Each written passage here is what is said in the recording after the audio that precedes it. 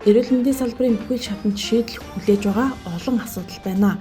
Арга зам нь салбарын эмч мэрэгчлэнүүд иргэдэд эрүүл мэндийн тусламж үйлчилгээ үзүүлэхэд өдөр тутамдаа тулгарч байгаа асуудлаа шийдэх гарцыг өөрсдөө судалж, үр дүнганд хамтдаа ярилцаж, нотлохонд суйрлан дараагийн шатны арга хэмжээг авах зорилгын хүрээнд хамтдаа нэгдэж ярилцаж байна. Нотлохонд суурилж хөгжихгүй эрдмийн хурлыг ангаах ухааны доктор профессор Содусрангийн Наран Чингиснаачлан, эрүүл мэндийн яам, ангаахын шинжилгээ ухааны үндэсний их сургууль, Монголын үйлдвэрчний эвлэлийн холбоо, Монголын эрүүл мэндийн ажилтны үйлдвэрчний эвлэлийн холбоо, Монгол Улсын ерөнхийлөгчийн эрүүл мэндийн нийгмийн бодлогын зөвлөх Бадан цэцгийн дэмжлэгтэйгээр хамтран зохион байгууллаа.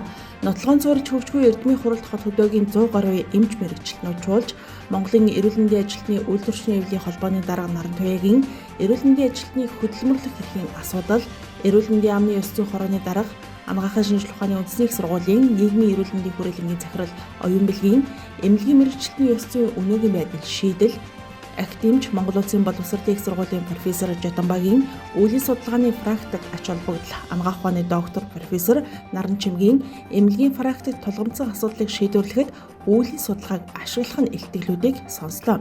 Мөн салбарын мэрэгчлэтнүүд эмнэлгийн мэрэгчлэлтний сэтгэл зүйн байдал, гүйцэтгэлийн санхүүжилт нь зарим мэрэгжлийн эмч нарт хэрхэн сөрөг нөлөөлөл үүсгэж байгаа. Шүний ээлжийн совилгчийн эрүүл мэнд болоод совилгч мэрэгжлийн үн цэн, үйлчлүүлэгчдэд үзүүлж байгаа сэтгэл санааны дэмжлэг, угтах үйлчилгээ, эмч нарын цалингийн задаргаа зэрэг судалгааны 15 илтгэлийг танилцуулж, бүлгийн хилцүүлгээ явуулан судалсан асуудлынхаа шийдлийг хамтдаа ярилцлаа. Монголын эрүүл мэндийн ажилтны үйлдвэрчний эвлэлийн холбоо маань одоо түүх 100 жилийн хүрээнд маш олон талд, маш олон өргөн хүрээний арга хэмжээ үйл ажиллагааг дасгалтгүй явуулж байгаа. За энэ хүрээндээ бас нэлээд тийм онцлог бас яг бидний зүгээс цаашдаа онцгойлон анхаарах шаардлагатай. Илүү одоо судалгаанд суурилж яаж хөгжих вэ? Илүү нотлохонд суурилсан байдлаар ирээдүйн хөгжлийг хэрхэн яаж тодорхойлох вэ гэдэг агуулгын хүрээнд за манай эрүүл мэндийн салбарын эрдэмтэн, багш, судлаачид, эмч нар маань өөрсдөө яг энэ чиглэлээр одоо хийсэн судалгаа тооцоололоо танилцуулахаар цугласан байна.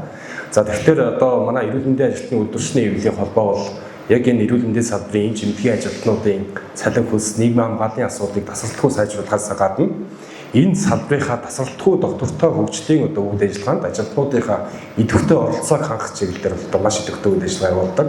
Тэр хүрээнд ч гэсэндээ өнөөдрийн одоо зохион байгуулж байгаа хэмжээний ач холбогдлуудын өндөр юм аа гэж харж байна. 15 илтгэл хилжүүлж байгаа. За судлаач нар маань бас олон жил эрүүл мэндийн салбартаа тоонд нь чанагдсан улсууд ингээд энэ илтгэлийг баг багаараа хийж хэрэгжүүлж одоо судлаач нар хоорондоо мэдээлэл солилцож тэгээд энэ эрдэм шинжилгээний баг хурлын үр дүн бол мэдээж одоо нотлохонд суурилж хийж байгаагаараа онцлог. За яагаад гэвэл ер нь аливаа асуудлыг тавихтаа бид нэр зүгээр чижний бангаар одоо нэг асуудал хандах биш. Баримт нотлогоо юмд суурилсан асуудлуудыг одоо яг гарах гарцтай барих баримттай одоо дээш нь асуудлаа тавьбал илүү үр дүнтэй байдаг. Энэ ч утгаараа одоо доктор профессор Наран Чимэг багштайгаа хамтраад энэ удаагийн нотлохоон суурилж хөгжихгүй гэсэн сэдвтэй эрдэм шинжилгээний хурал буюу эрдмийн чуулга нам бол зохион байгуулж байна. Тэгэхээр ангаахын шинжилгээ ухааны үндэсний их сургууль бол эрүүл мэндийн салбарын нийт ажилчдны 93%-ийг дангаараа бэлтгэсэн. Төгсөлтийн өмнөх, төгсөлтийн дараах буюу тасралтгүй сургалтыг эрүүл мэндийн салбарт байнга явуулж яадаг. Эрүүл мэндийн салбарын уураг тарих болсон ийм үндэсний ууган их сургууль. Тийм учраас энэ их сургуулийн гарч байгаа хэрэгжүүлж байгаа боловсрол шинжилгээ ухаан эрүүл мэндийн салбарт хийж байгаа үйл ажиллагаа бол цаашдын энэ эрүүл мэндийн салбарын эмч ажилтнуудын тасралтгүй хөгжил, хүний хөгжил, салбарын хөгжлийн за эрдэм шинжилгээ судалгаа энэ нийгмийн хөгжил бусад зүйлүүдтэй бол маш чухал салшгүй юм холбоотой байна. 2 хоногийн өмнө анагаахын шинжилгээ ухааны үндэсний их сургууль дэлхийн 54 мянган их сургуулиас 1169 эрэмблэгдсэн. Өнгөрсөн жилийнх 1237 байсан. Тэгээд гаруу байраад ингээд агч байгаа. Тэгэхээр энэний цаана бол энэ эрдэм шинжилгээ судалгааны ажлыг бол тасралтгүй нэмэгдүүлэх энэ зөвхөн одоо эмч биш. Энэ совилогч, их баригч, за эмнэлгийн тоног төхөөрөмж гэдэг энэ бусад мэрэгжилтнүүдийн тасралтгүй хөгжлийг хангах асуудал бол маш их чухал байна. Эрдэм шинжилгээний хуралд архангай, уурхангай, хинти, увс, завхан, баян үлгий, ховд, хөвсгөл, дархан уул, орхон, булан аймагуудаас эрүүл мэндийн газрын удирдлага, мэргэжилтнүүд, эрүүл мэндийн төвийн эмч, өрхийн эрүүл мэндийн төвийн совилогчид ирсэн нь эрдмийн хурлын цар хүрээг илүү өргөн хүрээтэй болсныг илтгэж байна. Үйл судалгаа нь практикт тулгарч байгаа шийдвэрлэх үйл ажиллагааг сайжруулах зорилгоор хэрэгжүүлдэг судалгааны үр дүнтэй арга юм. Хүн ардын эрүүл мэндийг сахин хамгаалах, эрүүл мэндийн тусламж үйлчилгээг чанартай хүргэхийн тулд бид аливаа асуудлыг нотлохоон цорилох ёстой. Ингээд 2023 онд эрүүл мэндийн үйлчилгээнд тавих шаардлага МНС 7014/2023 гэсэн энэ стандартын 4-8-д нь хүний сэтгэл ханамж, хандлага, харилцаа, ер нь нэг тулгараа дагаа хүнтэй холбоотой асуудлыг үйлээрэн судална гэдэг заалт орсон. Энэ заалт орсон нь бол өнөөдөр эрүүл мэндийн салбарт ажиллаж байгаа эмч, совилогч, мэргэжилтнүүд нь хийж байгаа ажил олгоноо, үйлдэл олгоноо судалгаатай нотлохонд сурлах шаардлага тавигдаад эхэлсэн. Ингээд Монголын эрүүл мэндийн ажилтны үйлдвэрчний эвлийн холбооны 100 жилийн айг угтаж бид ер нь хот хөдөөгийн эмч совилогч нарын дунд үүлийн судалгааны ийм эрдмийн хурал хийхээр ажлын хэсгээ байгуулсан. За энэ ажлын бас нэг онцлог бол нэг сэдв өгөөд өөрсдөө хамгаалцдаггүй.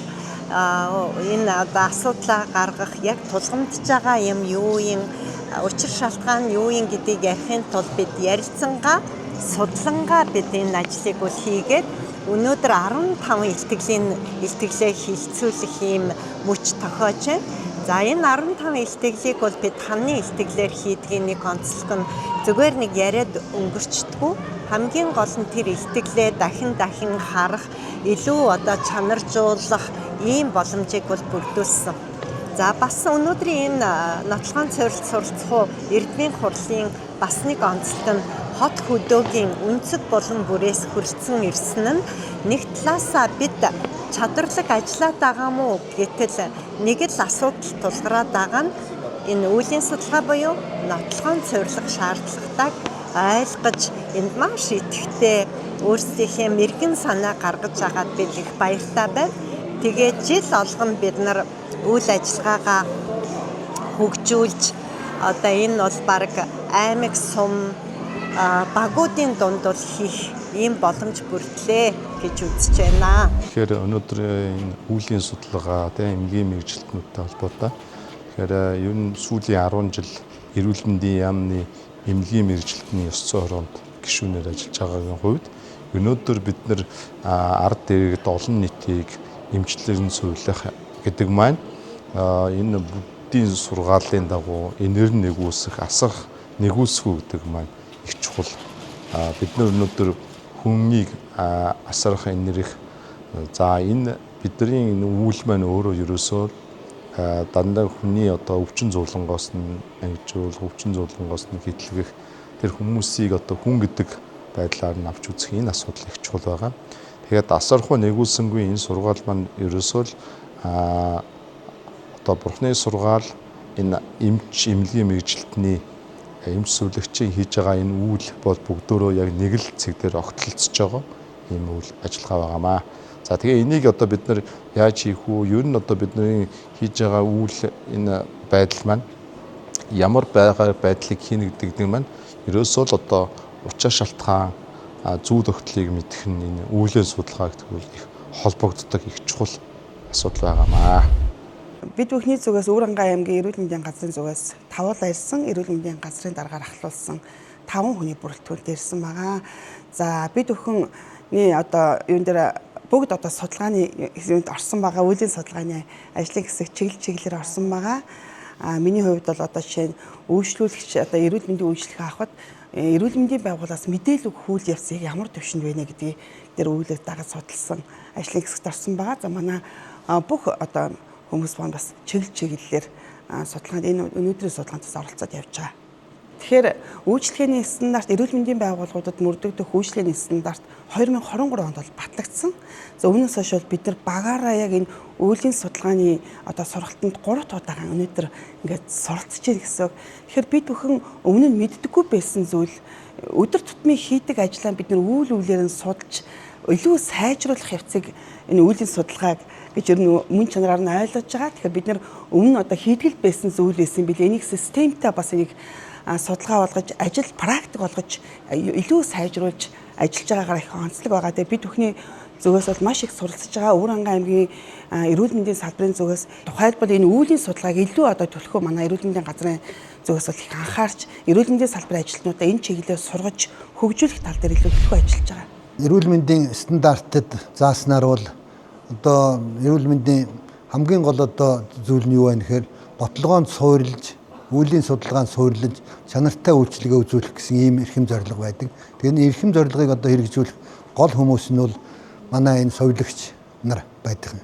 Тэгэхээр өнөөдөр энэ одоо совилогч нар маань хөдөө орон нутагт тодорхой хугацаанд үеийн судалгаа хийгээд энэ үеийн судалгааныхаа үндсэн дээр тулгарч байгаа асуудал саад бэрхшээлийг яаж шийдэх үү гэдгээ тодруулсанд энэ одоо өнөөдрийн сургалт эрдэм шинжилгээний семинарын хамгийн одоо онцлог оршиж байна.